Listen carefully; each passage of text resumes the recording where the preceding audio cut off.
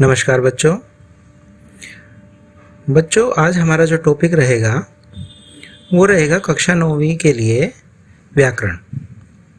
बच्चों 9वीं कक्षा में व्याकरण में हमारा जो सबसे पहला टॉपिक है वो है उपसर्ग। आइए इसको पढ़ते हैं।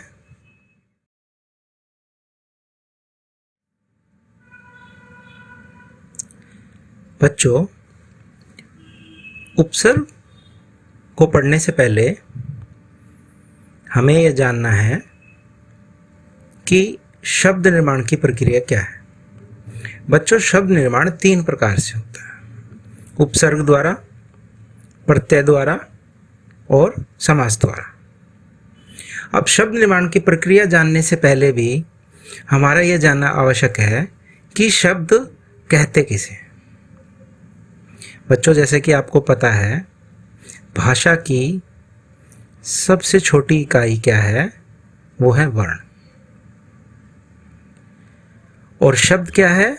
शब्द है वर्णों के सार्थक समूह को हम शब्द कहते हैं, जैसे कि कमल, सुंदर, राम इत्यादि। अगर हम मकल, लकम अगर हम लिख दें तो क्या ये शब्द होंगे? नहीं, ये शब्द नहीं होंगे। क्यों नहीं होंगे?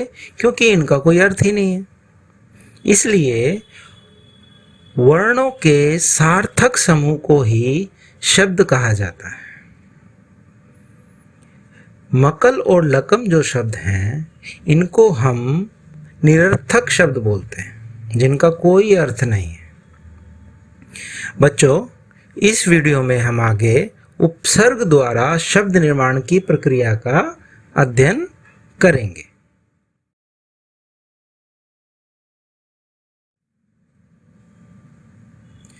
बच्चों आइए अब हम उपसर्ग के बारे में बात करते हैं।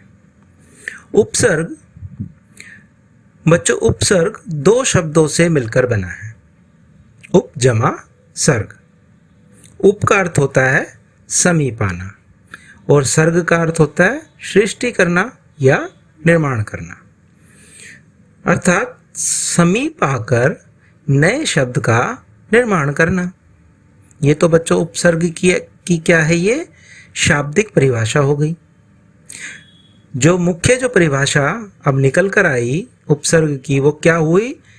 ये वो लघुत्तम शब्द या शब्दांश होते हैं जो मूल शब्द के आरंभ में लगकर नए अर्थ वाले शब्द का निर्माण करते हैं। इसको आइए उदाहरण से समझते हैं। देखिए एक शब्द है मूल आदर। इसके आगे अगर हम एक शब्दांश हमने लगा दिया अन, जैसी हमारी परिभाषा थी, ये वो लघुत्तम शब्द या शब्दांश हैं जो मूल शब्द के आरंभ में लगकर नए अर्थ वाले शब्द का निर्माण करते हैं। तो आदर हमारा मूल शब्द है, उसके आगे हमने शब्दांश लगा दिया अन और इन दोनों को जोड़ दिया। जोड़ने पर हमारा नया शब्द क्या बनकर आ गया? अनादर। यानी कि एक नए अर्थ वाला शब्द बन गया, एक विशिष्ट अर्थ वाला शब्द बन गया। तो इसमें अन क्या हुआ? उपसर्ग, और अनादर क्या हुआ? नया शब्द। दूसरा उदाहरण लेते हैं।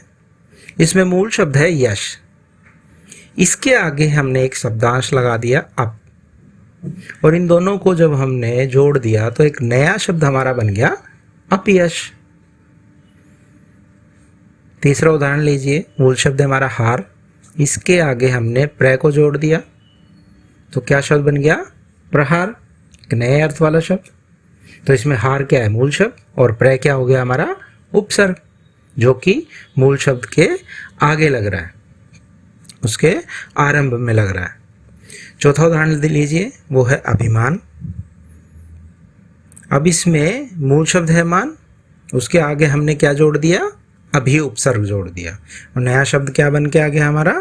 अभिमान। तो इस तरह से हमें समझ में आया कि उपसर्ग क्या होते हैं। ये वो लघुत्तम शब्द या शब्दांश होते हैं जो मूल शब्द के आरंभ में लगकर नए अर्थ वाले शब्द का निर्माण करते हैं।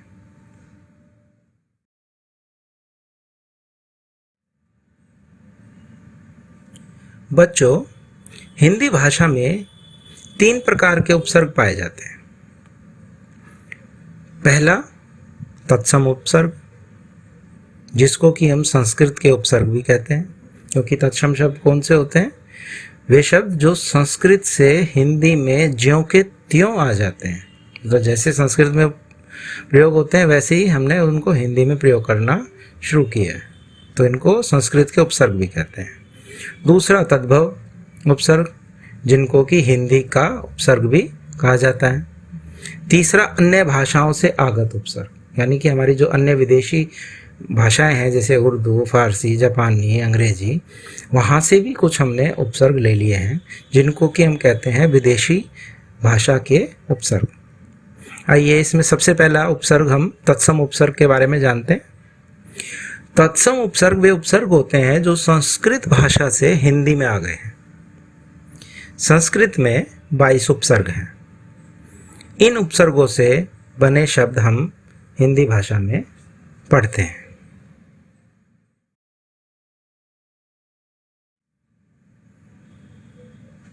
बच्चों, आइए अब हम तत्सम उपसर्ग के बारे में जान लेते हैं। इनका अर्थ क्या है और इनके कुछ उदाहरणों के बारे में जानते हैं। जैसे कि अति उपसर्ग है, इसका अर्थ होता है अधिक या परे। उदाहरण जैसे अत्यंत, अतीव, अतीन्द्रिय। अधि उपसर्ग है, जिसका अर्थ है मुख्य या श्रेष्ठ, जिसका उदाहरण है अधिकृत, अध्यक्ष, अधीक्षण। अनुपसर्ग है, जिसका अर्थ है पीछे या समान, इससे बनने वाले शब्द हैं अनुज, अनुरूप, अन्वय। अपउपसर्ग, जिसका अर्थ होता है विपरीत या बुरा, इससे बनने वाले शब्द हैं अपव्यय, अपकर्ष, अपमान। अभिउपसर्ग, जिसका अर्थ है पास या सामने, इससे बनने वाले शब्द हैं अभिभूत, अभिमान। अवउपसर्ग, इसका अर्थ है बुरा या हीन, जैसे अवज्ञा, अवतार, अवकाश। आ उपसर्ग, इसका अर्थ है तक या से, इससे बनने वाले शब्द कौन से हैं? आघात, आगार, आगम। उत उपसर्ग, जिसका अर्थ होता है ऊपर या श्रेष्ठ, इससे बनने वाले शब्द हैं उज्ज्वल, उदय, उत्तम। उप उपसर्ग, जिसका अर्थ होता है समीप, इससे बनने वाले शब्द हैं उपवन, उपेक्षा, उपाधि। दुरुपसर्ग और दुस उपसर्ग दोनों के अर्थ एक ही जैसे होते हैं, बुरा या कठिन। इनसे बनने वाले शब्द हैं दुरूह, दुर्गुण, दुर्वस्था, दुष्कर, दुस्साध्य, दुस्साहस। नि उपसर्ग और निरुपसर्ग और निस उपसर्ग तीनों जो है बिना के अर्थ में प्रयोग हो जाते हैं। नि विशेष के में और निर और निस बाहर के अर्थ में भी प्रयोग हो जाते हैं। और इनसे बनने वाले शब्द क्या है? न्यून, न्याय, न्यास। निर से निरामिष, निर्धन। निस से निश्चल, निष्काम और निष्फल। प्रय, जिसका अर्थ होता है आगे या अधिक, इससे बनने वाले शब्द हैं प्रयत्न, प्रारंभ, प्रहार। परा उपसर्ग, जिसका अर्थ है पीछे या अधिक, जिससे बनने वाले शब्द हैं पराक्रम, पराविद्या और परावर्तन। परिउपसर्ग, जिसका अर्थ है चारों ओर, पर्याप्त, परिच्छेद, पर्यावरण। विउपसर्ग, जिसका अर्थ है विशेष या भिन्न, जिससे बनने वाले शब्द हैं विलय, व्यर्थ, व्यवहार। सुउपसर्ग, अच्छा या सरल इसके अर्थ हैं, इससे बनने वाले शब्द हैं सुगंध, स्वागत, स्वल्प। सम उपसर्ग, जिसका अर्थ पूर्ण, शुद्ध, बनने वाले शब्द हैं संकल्प, संशय, संयोग। अनुपसर्ग, जिसका अर्थ है नहीं या बुरा, इससे बनने वाले शब्द हैं अनुपम, अनागत, अनुचित। बच्चों, ये थे हमारे संस्कृत के उपसर्ग 22, जिनके अर्थ मैंने आपको बताया और इनसे बनने वाले शब्द मैंने आपको बताए।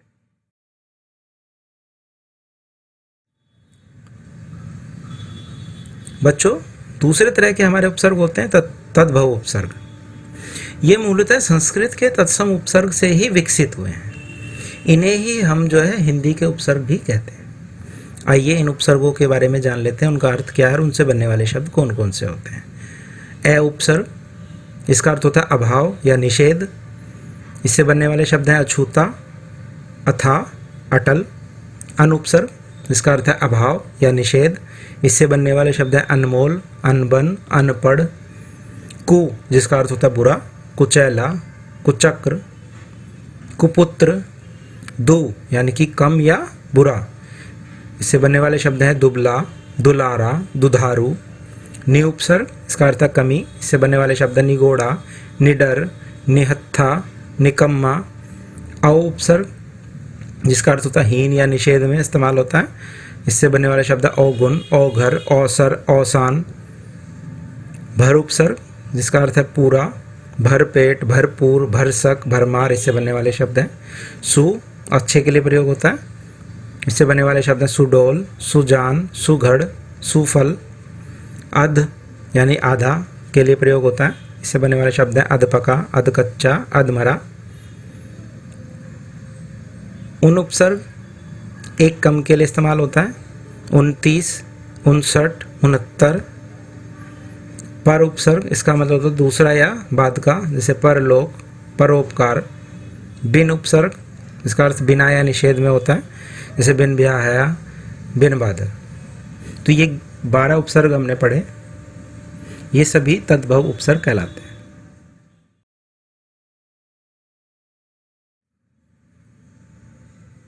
बच्चों आइए अब हम जानते हैं तीसरे तरह के उपसर्ग को, जिसको कि हम विदेशी भाषा के उपसर्ग भी कहते हैं, आगत उपसर्ग भी कहते हैं, जो कि अब हमारी हिंदी भाषा में सम्मिलित हो गए। हमने विदेशी भाषाओं के बहुत सारे शब्दों को अपनी हिंदी भाषा में शामिल कर लिया। अब हम उनका दैनिक जीवन में अपने हिंदी भाषा में प्रयोग करते हैं।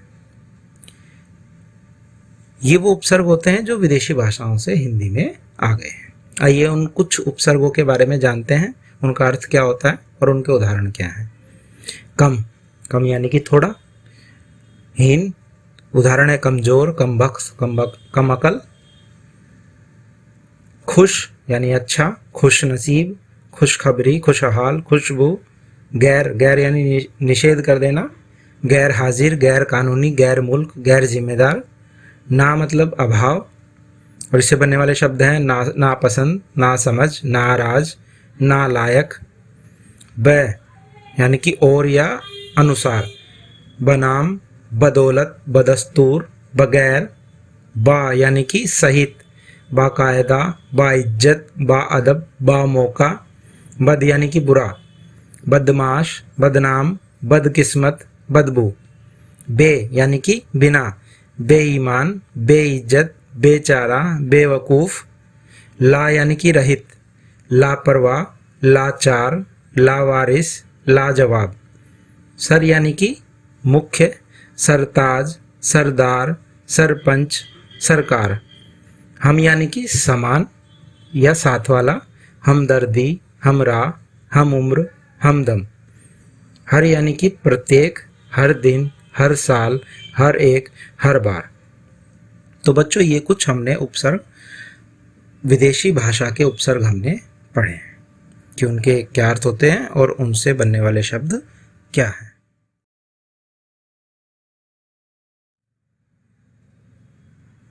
बच्चों अब हम जान चुके हैं कि शब्द निर्माण की प्रक्रिया उपसर्गों द्वारा किस तरह से होती है। हमने ये जान लिया है कि उपसर्ग किसे कहते हैं। मैं एक बार फिर से आपको समझा देता हूँ कि उपसर्ग ये वो लघुत्तम शब्द या शब्दांश होते हैं जो किसी शब्द के आरंभ में लगकर एक नए अर्थ वाले शब्द का निर्माण करते हैं, उनको हम उपसर्ग कहते हैं। और उपसर्ग मैंने बताया वो 3 तरह के होते हैं, तत्सम उपसर्ग, तद्भव उपसर्ग और आगत उपसर्ग। तत्सम उपसर्ग वे होते हैं जो संस्कृत के उपसर्ग होते हैं, तद्भव उपसर्ग वे होते हैं जो हिंदी के उपसर्ग होते हैं, और आगत उपसर्ग वे होते हैं जो विदेशी भाषाओं से हमारी हिंदी भाषा में आ गए हैं। आइए अब हम ये भी जानते हैं कि परीक्षा में किस तरह से प्रश्न उपसर्ग का पूछा जाता है।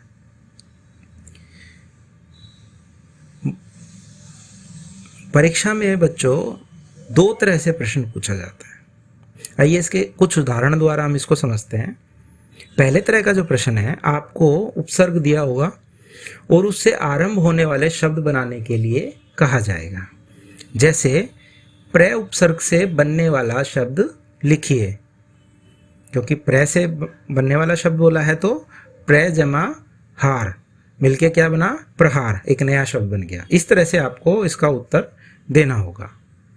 दूसरे तरह का जो प्रश्न आपसे पूछा जाएगा, उसमें आपको जो है शब्द दिया हुआ होगा, उसमें से आपको उपसर्ग और मूल शब्द को अलग अलग करके लिखने के लिए कहा जाएगा। कैसे कहा जाएगा देखें जरा।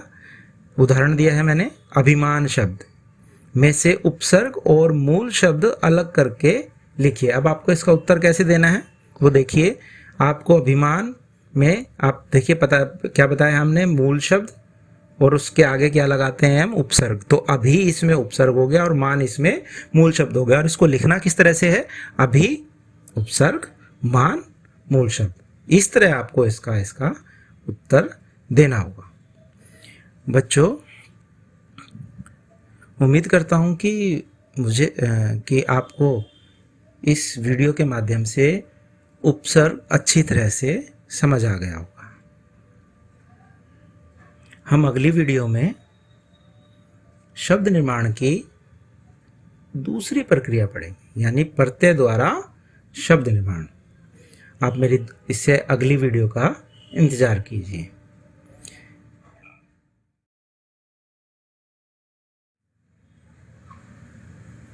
बच्चों, कृपया मेरे इस YouTube चैनल को लाइक, शेयर, सब्सक्राइब और कमेंट करना ना भूलें, जिससे आपको समय पर जो भी मैं वीडियो बनाऊंगा आगे वो आपको मिलती रहे।